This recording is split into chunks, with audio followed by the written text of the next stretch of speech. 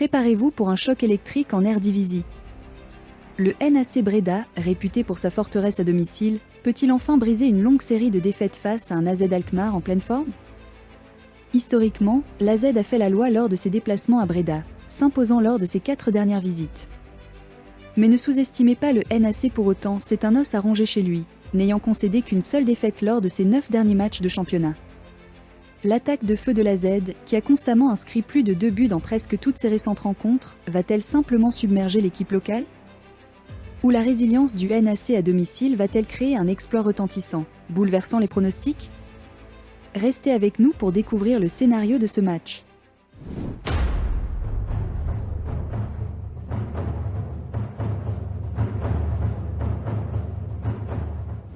Le NAC Breda devrait s'aligner dans un 4-2-3-1 défensif, privilégiant la solidité et cherchant à frustrer l'adversaire. L'AZ Alkmaar, de son côté, déploiera probablement sa puissance offensive avec un système dynamique en 4-3-3. Le NAC montre une force dans les tirs lointains et une capacité à gérer un avantage au score, mais il peine souvent à concrétiser ses occasions et à conserver le ballon. Un point faible crucial ? Sa défense vulnérable face aux passes en profondeur et aux dribbleurs agiles, ainsi qu'une tendance à commettre des fautes dans des zones dangereuses. L'AZ, lui, affiche une finition clinique et un jeu sur les ailes brillant, excellent dans la récupération du ballon. Cependant, il est étonnamment vulnérable lorsqu'il s'agit de conserver un avantage et est notamment faible dans les duels aériens, sujet aux erreurs individuelles. Attendez-vous à ce que le NAC teste l'AZ de loin et par l'axe, tandis que l'AZ cherchera à monopoliser le ballon et à jouer de manière agressive dans la moitié de terrain adverse. Ce contraste promet une bataille tactique passionnante. L'AZ Alkmaar fait face à un défi de taille avec une série d'absences clés, impactant particulièrement son milieu de terrain et sa défense. Le milieu de terrain influe Jordi Clasie est sur la touche en raison d'un problème au genou, affaiblissant potentiellement leur entrejeu, avec Dave Kwakman prêt à prendre sa place. Sven Mijnan et Lequincieux et Fuik sont également indisponibles, tout comme les défenseurs Maxime Decker et Seiya Mekuma en raison de diverses blessures. Cela pourrait créer des brèches que le NAC pourrait exploiter. Pour le NAC Breda, Terence Kongolo, Charles-Andreas Briem et Moussa Soumano sont tous forfaits. Après leur récente défaite décevante, l'entraîneur du NAC pourrait opérer des changements stratégiques dans le 11 de départ, plusieurs joueurs poussant désespérément pour une place de titulaire. Ces pièces manquantes vont-elles perturber le rythme de l'AZ ou créer des opportunités inattendues pour le NAC? Ces ajustements de personnel pourraient certainement influencer le déroulement du match et les résultats potentiels. En ce début de saison, l'AZ Alkmaar réalise un début prometteur, confortablement installé à la 9e place avec 4 points en 2 matchs, ayant trouvé le chemin des filets à 6 reprises, pour seulement 3 buts encaissés. Leur unique déplacement jusqu'à présent s'est soldé par un match nul, signe d'une certaine résilience à l'extérieur. Le NAC Breda se trouve un peu plus bas, à la 12e place, avec 3 points en 3 rencontres, mais peine à marquer, avec seulement 2 buts inscrits, et en a encaissé 6. Si le NAC a célébré une victoire cruciale à domicile, sa forme à l'extérieur est en revanche un contraste saisissant. Les chiffres offensifs solides de l'AZ, avec une moyenne de 3 buts par match et une grande précision de tir, contrastent fortement avec la moyenne de moins d'1 but par match du NAC et ses difficultés à cadrer. De plus, l'AZ maintient une possession supérieure et commet moins de fautes, suggérant un plus grand contrôle des matchs. Cette disparité en termes de puissance offensive et de maîtrise est certainement à noter. Le parcours récent du NAC Breda en Eredivisie a été un véritable parcours en dents de scie. Ils ont récemment subi une lourde défaite de 3 buts à l'extérieur face au leader, le NEC Nijmegen, une pilule difficile à avaler. Pourtant, avant cela, ils savouraient une victoire cruciale 2-1 à domicile contre Fortuna Sittard, démontrant leur capacité à performer sur leur propre pelouse. Leur match d'ouverture de saison les a également vus échouer à l'extérieur, une défaite de 2 buts face à Feyenoord. Ce schéma révèle clairement la résilience et la force du NAC lorsqu'il joue à domicile, contrastant fortement avec sa vulnérabilité sur la route. Point crucial pour les parieurs, leurs seuls buts cette saison sont venus lors de cette victoire à domicile, où ils menaient également au score à la mi-temps. Peuvent-ils transformer leur stade en une forteresse imprenable une fois de plus, particulièrement lors des 45 premières minutes? L'AZ Alkmaar arrive sur une vague de confiance, ayant remporté 5 de ses 6 derniers matchs toutes compétitions confondues. Cette série impressionnante inclut des victoires autoritaires en qualification pour la Conference League, comme un triomphe 4-1 à domicile et un succès 2-0 à l'extérieur contre Levski Sofia. Leur seul faux pas récent a été un match nul de but partout en Eredivisie à l'extérieur contre le FC Volendam, suggérant qu'ils peuvent parfois être mis à l'épreuve en déplacement. L'AZ affiche constamment de solides performances en première mi-temps, menant ou faisant match nul à la pause, une tendance précieuse pour les marchés de mi-temps. Ils marquent avec une régularité remarquable, surtout à domicile, et ont démontré une défense solide lors de leur victoire à l'extérieur. Cette équipe sait clairement comment obtenir des résultats, même loin de son stade. Leur forme dominante se traduira-t-elle par une nouvelle victoire à l'extérieur ? En examinant les performances globales récentes, l'AZ Alkmaar est indéniablement sur une lancée fantastique, avec 5 victoires et un seul match nul lors de ses 6 dernières rencontres. Ils marquent en moyenne près de 3 buts par match tout en encaissant moins un bilan véritablement dominant. Leur forme à l'extérieur est tout aussi solide, avec 2 victoires et un match nul. Le NAC Breda, en revanche, présente un tableau bien différent, avec une seule victoire et 2 défaites lors de ses 3 dernières sorties. Ils marquent en moyenne moins d'1 but par match et en encaissent 2, soulignant une difficulté à produire offensivement et une fragilité défensive. Si le NAC a remporté son unique match à domicile récent, sa forme à l'extérieur a été très médiocre. Cette nette différence dans les résultats récents met en évidence la puissance offensive de l'AZ face à la lutte acharnée du NAC, surtout devant le but. L'historique des confrontations directes dresse un tableau clair de domination, largement en faveur de l'AZ Alkmaar avec 4 victoires contre le NAC Breda lors de leurs 6 dernières rencontres. Le NAC n'a réussi qu'une seule victoire et un match nul durant cette période, illustrant le défi historique auquel il est confronté. Fait intéressant, leur affrontement le plus récent a brisé une longue série, se terminant par un match nul 1 but partout, un moment de répit pour le NAC face à son redoutable adversaire. Avant cela, l'AZ triomphait constamment, souvent avec des marges significatives, comme des scores de 5-0 et 3-0. En termes de buts marqués, l'AZ marque en moyenne 2 buts et demi par match contre le NAC, tandis que le NAC peine à atteindre un seul but par match. Un schéma clé pour les parieurs, l'AZ a fréquemment pris l'avantage en première mi-temps, démontrant sa capacité à bien démarrer ses rencontres. Le NAC peut-il enfin inverser la tendance ?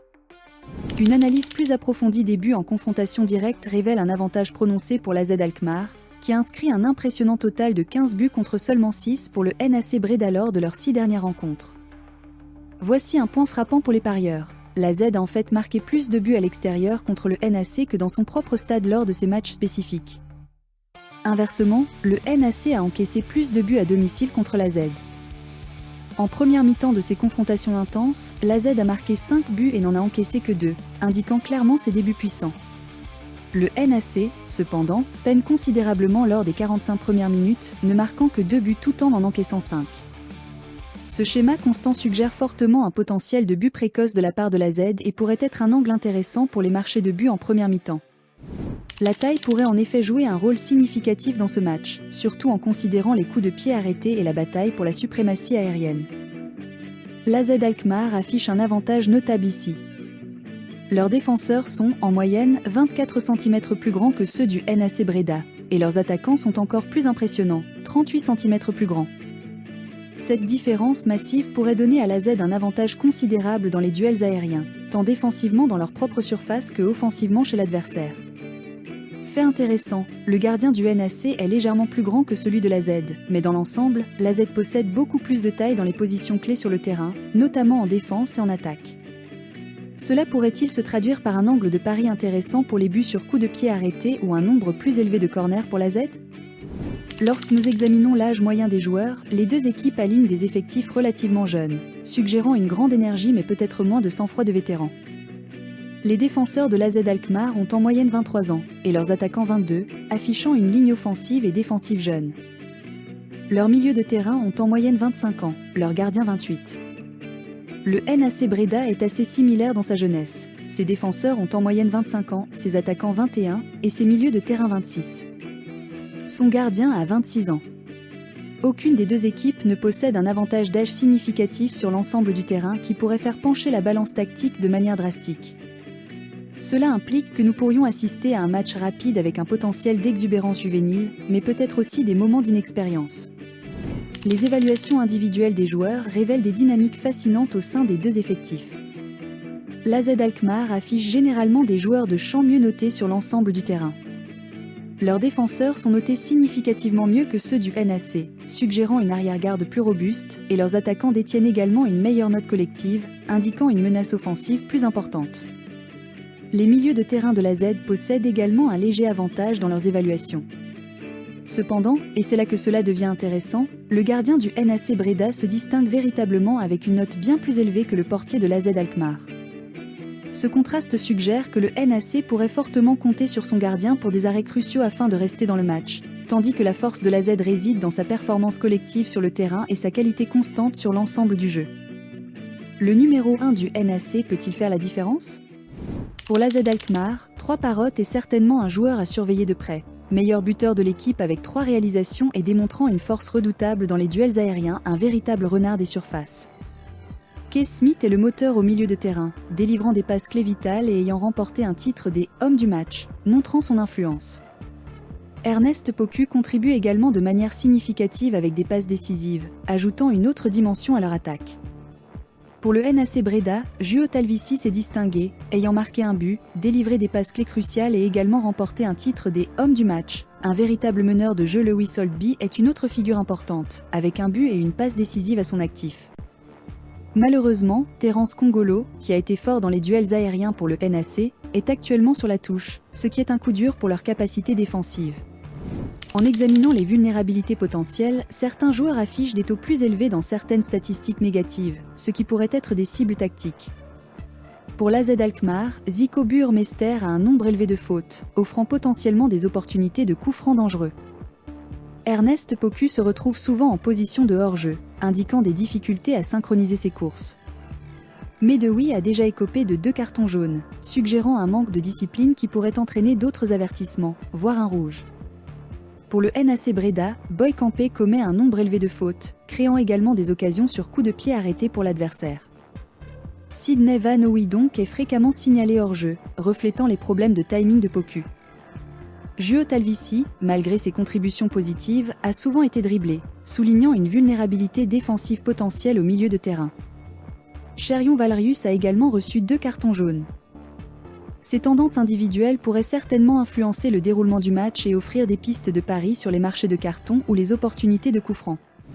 L'analyse du timing des buts sur la saison révèle des schémas fascinants pour les deux équipes.